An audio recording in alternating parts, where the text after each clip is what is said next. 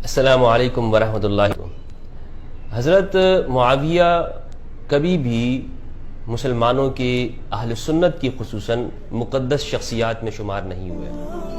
اگر آپ اس پر بات کریں کہ ہمارا جو اسلامک لٹریچر ہے یا اسلامک ہسٹری ہے اور اس ہسٹری کو لکھنے والے جو بڑے بڑے اہل سنت علماء ہیں ان کے لٹریچر کو اگر آپ اسٹڈی کریں تو انہوں نے بھی کبھی حضرت معاویہ کو وہ حیثیت نہیں دی کہ جس سے یہ معلوم ہو کہ یہ ہمارے اہل سنت کے اکابرین میں سے یا بڑوں میں سے، بلکہ ان اہل سنت اکابرین اور ہسٹری لکھنے والوں نے معاویہ کو بغات اور باغیوں میں شامل کیا۔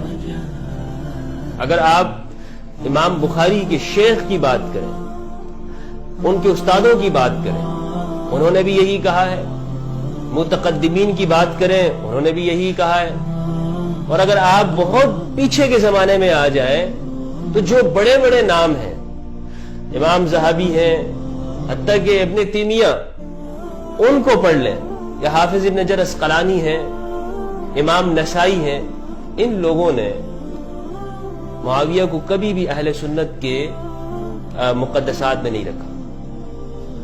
اگر آج یہ بات کہی جا رہی ہے کہ جی معاویہ کے بارے میں کوئی کہتا ہے کہ وہ ایسے ہیں یا ایسے ہیں، اس کے اوپر پرچہ کاٹ دیا جائے، تو میرے بھائی کل کو آپ یہ بھی کہہ سکتے ہیں کہ یزید بھی مقدسات اہل سنت میں سے۔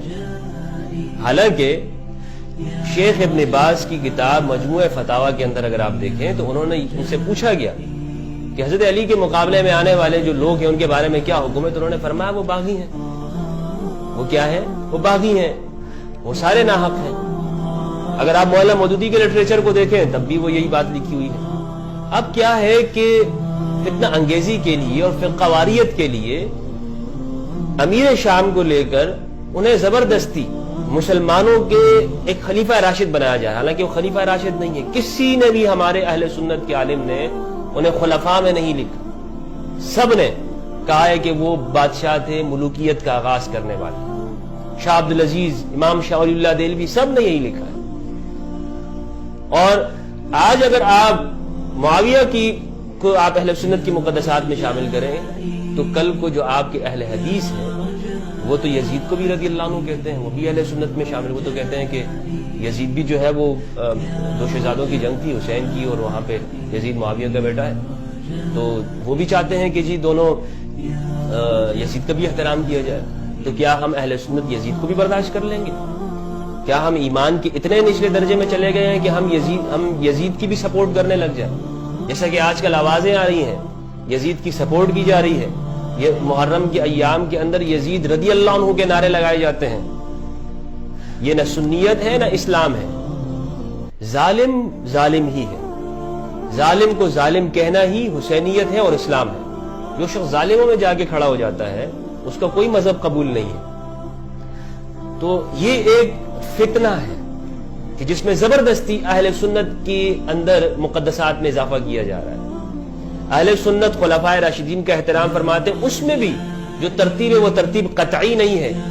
امام ابو حنیفہ کے نزدیک مولا علی حضرت عثمان سے افضل ہے، بہت سارے صحابہ کرام حضرت ابو ہریرہ رضی اللہ تعالیٰ عنہ حضرت جعفر طیار کو افضل البشر بعد انبیاء کہتے تھے۔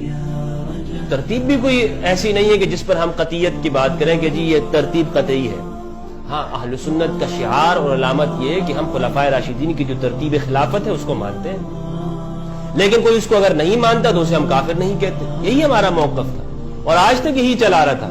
لیکن خدا کی لعنت ہو فتنہ انگیزوں کے اوپر اور بری سیاست کے اوپر کہ جس نے ان چیزوں کو فتنے کے لیے استعمال کیا، اور اس کے اندر ہمارے مذہبی قائدین اور مذہبی رہنما کہ جو ہر دور کے اندر اس طرح کی فتنہ پروریوں کے اندر، فتنہ انگیزیوں کے اندر مشہور ہیں، اور دہشت گردانہ اور انتہا پسندانہ کارروائیوں کے اندر ان کا بیک گراؤنڈ اس طرح سے وہ ملک کے امن کو سبوتاژ کرتے ہیں اور فرقہ وارانہ جنگوں کے اندر ان کا بزنس ہے۔ تو الغرض کہنے کا مقصد یہ ہے کہ اہل سنت والجماعت جسے کہا جاتا ہے، ان کا نظریہ یہی ہے کہ خلفائے راشدین وہ اہل سنت کی شعار و علامت ہیں، اس کے بعد جو خلفائے بنو امیہ ہیں یا بنو عباس ہیں وہ محض ایک خلیفے تھے، حکمران تھے، ان میں سے کچھ اچھے بھی تھے اور کچھ برے بھی تھے۔ اچھوں کی مثال جیسے عمر بن عبدالعزیز، پوری امت ان کا احترام کرتی ہے۔ مولا علی پر جو رسم حضرت معاویہ نے جاری کی تھی گالیاں دینے کی، جو کہ صحیح مسلم کے اندر ہے، امر معاویہ سعد بن ابی وقاص، کہ معاویہ نے سعد بن ابی وقاص کو حکم دیا کہ آپ گالیاں کیوں نہیں دیتے علی کو؟ تو انہوں نے کہا کہ میں 3-4 وجوہات کے اوپر گالیاں نہیں دیتا ہوں۔ تو یہ پوری صحیح مسلم کی حدیث ہے، وہ اس پر مجھ سے بات کرنا چاہتا ہے تو میں اس کے لیے بات کرنے کو تیار ہوں۔ انہوں نے گالیوں کا آغاز کیا۔ حضرت عمر بن عبدالعزیز جو کہ اموی خلیفہ ہیں رضی اللہ تعالیٰ عنہ، انہوں نے اس بدعت کو ختم کر دیا۔ گالیاں اور تبرہ کا آغاز تو امویوں نے شروع کیا اہل بیت کے اوپر۔ اہل بیت خاندان تو گالیاں دینے والا نہیں تھا۔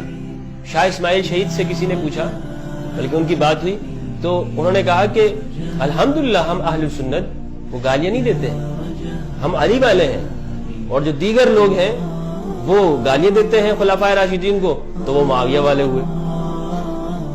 اہل سنت کا شعار اور طریقہ یہ ہے کہ ہم صحابہ کرام کی جو ہے وہ ان کا احترام کرتے ہیں، ان میں سے کسی کی بے ادبی نہیں کرتے، لیکن ظالم کو ہم صحابیت میں شامل نہیں کرتے۔